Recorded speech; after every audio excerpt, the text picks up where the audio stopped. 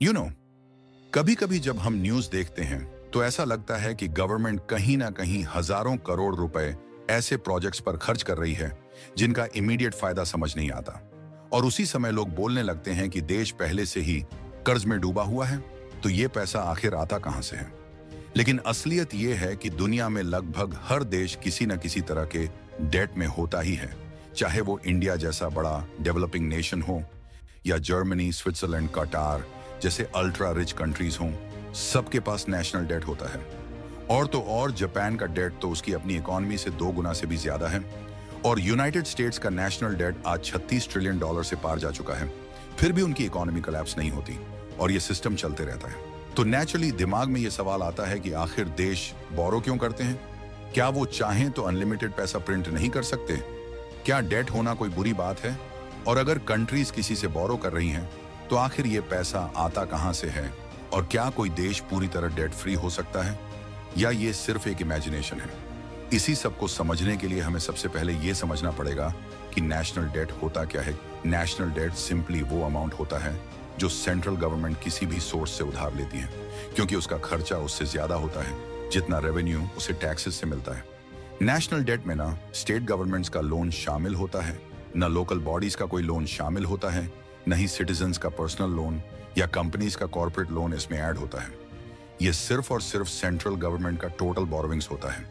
और इंडिया के केस में इसका मतलब सिर्फ गवर्नमेंट ऑफ इंडिया का डेट होता है, न कि महाराष्ट्र, दिल्ली, यूपी या तमिलनाडु जैसी स्टेट गवर्नमेंट्स के अलग अलग डेट्स। अब जब यह समझ में आ गया कि नेशनल डेट होता क्या है, तो अगला सवाल ऑटोमेटिकली सामने आता है कि सरकार बोरो क्यों करती है। बहुत लोग ये सोचते हैं कि गवर्नमेंट चाहे तो पैसा छाप सकती है और फिर उधार लेने की जरूरत ही नहीं पड़ेगी, लेकिन ऐसा करना प्रैक्टिकली इम्पॉसिबल होता है, क्योंकि अगर कोई देश बिना सोचे समझे पैसा प्रिंट करने लगे तो उसकी इकोनॉमी हाइपर इन्फ्लेशन में फट जाती है। बिल्कुल वही जो वेनेजुएला और जिम्बाब्वे में हुआ, जहां करेंसी की वैल्यू इतनी गिर गई कि लोग नोट्स को लिटरली टिश्यू पेपर की तरह इस्तेमाल करने लगे। इसलिए गवर्नमेंट्स बोरोइंग करती हैं, क्योंकि बोरोड मनी पर इंटरेस्ट होता है, डेडलाइंस होती हैं और एक तरह की फाइनेंशियल डिसिप्लिन बनी रहती है जो गवर्नमेंट को मजबूर करती है कि वो अपने खर्चों और आर्थिक नीतियों को जिम्मेदारी से मैनेज करें। अब असल वजहों की बात करें तो सबसे पहले गवर्नमेंट को बजट डेफिसिट कवर करना होता है, क्योंकि टैक्सेस से जितना पैसा आता है वो इतना बड़ा देश चलाने के लिए अक्सर कम पड़ जाता है। इंडिया जैसी इकोनॉमी में डिफेंस हो, रेलवेज हो, हाईवेज हो, हेल्थ केयर हो, एजुकेशन हो, सब्सिडीज हो, पेंशन्स हो, इन सब पर खर्च इतना बड़ा होता है कि कई बार रेवेन्यू उससे कम पड़ जाता है। और तब सरकार के पास बोरोविंग ही सबसे प्रैक्टिकल ऑप्शन बचता है, क्योंकि अगर सरकार खर्चों में कटौती करे तो लोगों का जीवन तुरंत प्रभावित होगा और बहुत बड़ा पब्लिक बैकलैश हो सकता है। और अगर टैक्सेस बढ़ाए जाए तो भी वही हालत होगी। इसीलिए बोरोविंग एक मिडल पाथ बन जाता है जिससे काम भी चलता रहता है और लोगों की नाराजगी भी नहीं बढ़ती। इसके बाद एक और बड़ी वजह यह होती है कि बोरोविंग फ्यूचर ग्रोथ को तेज करता है। इमेजिन कीजिए कि अगर देश के पास highways, metros, airports, digital infrastructure, power grids और ऐसी ही डेवलपमेंट प्रोजेक्ट्स के लिए पैसे ही ना हों, तो डेवलपमेंट कई साल पीछे रह जाएगा। जबकि बोरोइंग की वजह से सरकार आज ही रोड्स और स्कूल्स और हेल्थ केयर जैसी चीजें बना सकती है, जिनका फायदा आने वाले दशकों तक मिलता रहता है। और इकोनॉमी का कुल आकार भी बड़ा होता है, जिससे सरकार को फ्यूचर में ज्यादा टैक्स रेवेन्यू मिलता है और डेट चुकाना आसान हो जाता है। कई बार इमरजेंसीज में भी सरकार को बिना सोचे समझे बोरो करना पड़ता है, जैसे कोविड के समय जब इंडिया ने लगभग 12 लाख करोड़ रुपए से ज्यादा का फिस्कल सपोर्ट दिया ताकि लोग भूखे न रहें, हॉस्पिटल्स कोलैप्स न हों और करोड़ों लोगों की जॉब्स बच सकें। अगर उस समय सरकार बोरोइंग न करती तो स्थिति अनइमेजिनेबल हो सकती थी। और ऐसे समय में डेट लिटरली एक लाइफ सेविंग टूल बन जाता है। फिर एक और बात है, गवर्नमेंट्स अक्सर पुराना कर्ज चुकाने के लिए भी नया कर्ज लेती हैं, जिसे डेट रोल ओवर कहा जाता है। और ये दुनिया भर की गवर्नमेंट्स करती हैं। अगर किसी साल में लोन की पेमेंट ड्यू हो जाए लेकिन रेवेन्यू उतना न हो तो सरकार नया लोन लेकर पुराना साफ कर देती है। ये कोई गलत या इलीगल चीज नहीं है, ये एक नॉर्मल इकोनॉमिक प्रैक्टिस है। बस ये ध्यान रखना होता है कि डेट इतना न बढ़ जाए कि इकोनॉमी पर बोझ बन जाए, जैसा श्रीलंका के साथ हुआ, जहां बोरोइंग अनकंट्रोल्ड हो गई और देश डिफॉल्ट कर गया। और कई बार डेट अकेले खर्चा पूरा करने के लिए नहीं होता, बल्कि इकोनॉमी को कंट्रोल करने का भी एक तरीका होता है।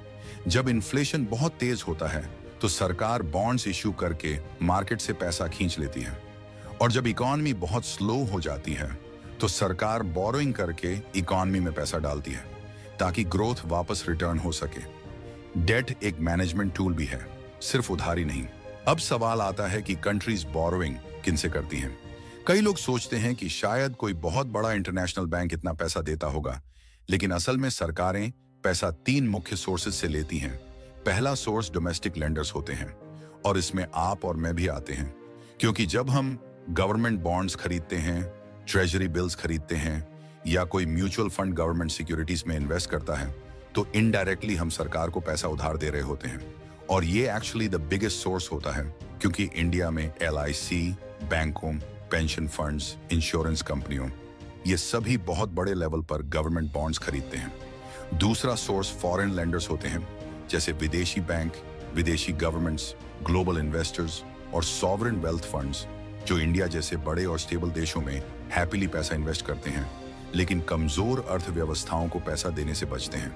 और इसलिए श्रीलंका, पाकिस्तान जैसे देश जब मुश्किल में आते हैं तो उन्हें फॉरेन इन्वेस्टर्स पैसा देने से मना कर देते हैं। और तीसरा सोर्स होता है इंस्टीट्यूशंस, जैसे world bank, Asian development bank और IMF।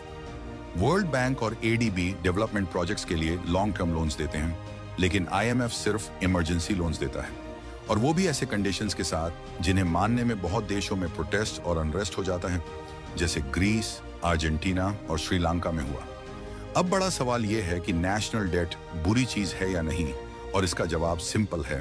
डेट न अच्छा होता है न बुरा, ये इस बात पर डिपेंड करता है कि उसका इस्तेमाल कैसे किया जा रहा है। अगर सरकार बोरोइंग करके इंफ्रास्ट्रक्चर, एजुकेशन, हेल्थ केयर जैसी चीजों में इन्वेस्ट कर रही है, तो डेट आने वाले सालों में इकोनॉमी को बड़ा बनाता है और इसे गुड डेट माना जाता है। लेकिन अगर सरकार बोरोइंग सिर्फ पुराने कर्ज चुकाने, फ्रीबीज देने या करप्शन को फंड करने में कर रही है, तो डेट एक खतरा बन जाता है। दुनिया में हर देश का डेट टू GDP रेशियो देखा जाता है, जिससे पता चलता है कि उसका कर्ज उसकी इकोनॉमी के मुकाबले कितना बड़ा है। इंडिया का डेट टू GDP लगभग 82% है, जो मैनेजेबल माना जाता है, जबकि जापान का 240% होकर भी स्टेबल है, क्योंकि इन्वेस्टर्स उस इकोनॉमी पर भरोसा करते हैं। लेकिन श्रीलंका जैसे देशों में डेट अनकंट्रोल्ड हो गया और डिफॉल्ट हो गया, जिससे पूरे देश में कैओस फैल गया। अब आखिरी सवाल यह है कि क्या कोई देश पूरी तरह डेट फ्री हो सकता है? थियोरेटिकली हाँ, प्रैक्टिकली बिल्कुल नहीं। दुनिया का कोई भी देश आज जीरो डेट पर नहीं है, और इसकी वजह सिंपल है।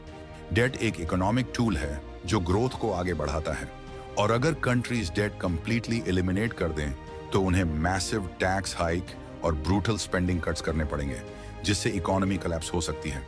और सबसे बड़ी बात, अगर गवर्नमेंट डेट ही खत्म हो जाए तो सेफ इन्वेस्टमेंट ऑप्शंस जैसे गवर्नमेंट बॉन्ड्स एग्जिस्ट ही नहीं करेंगे, और पेंशन फंड्स, रिटायरीज और पूरे फाइनेंशियल मार्केट्स अनस्टेबल हो जाएंगे। इसीलिए दुनिया की हर इकोनॉमी कुछ न कुछ हद तक डेट रखती है और इसे सस्टेनेबल तरीके से मैनेज करती है। तो अगली बार जब आप सुने कि देश कर्ज में डूब गया, तो पैनिक होने की कोई जरूरत नहीं, क्योंकि डेट होना नॉर्मल है और दुनिया की लगभग हर इकोनॉमी इसी स्ट्रक्चर पर चलती है। असली बात यह नहीं है कि डेट है या नहीं, असली बात यह है कि डेट को रिस्पॉन्सिबली मैनेज किया जा रहा है या नहीं।